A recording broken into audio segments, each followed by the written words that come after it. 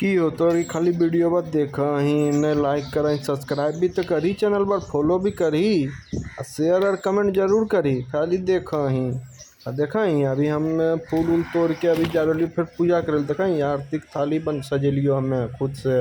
हाँ यार हम अपन माता रानी के देखी सब फल उल चढ़ेलियो ई दीपक हो अब तोरा दिखा रही देखा माता रानी के दर्शन करा लियो जे मनोकामना मांगनो मांग ले जल्दी से पूरा हो जितो समझली कि ना।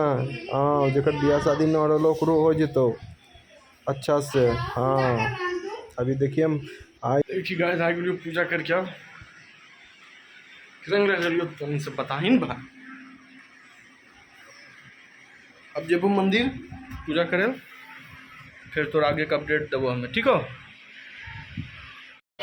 बासुकीनाथ के फेमस दुर्गा मंदिर को तो देखा है यहाँ अच्छा भीड़ लगल हुआ है अष्टमी पे सब नारियल उरियल खोचा ओछा भरे लाल हो एकदम मंदिर के एकदम नज़दीके हो है ना दुर्गा मंदिर बाबा मंदिर से नज़दीक।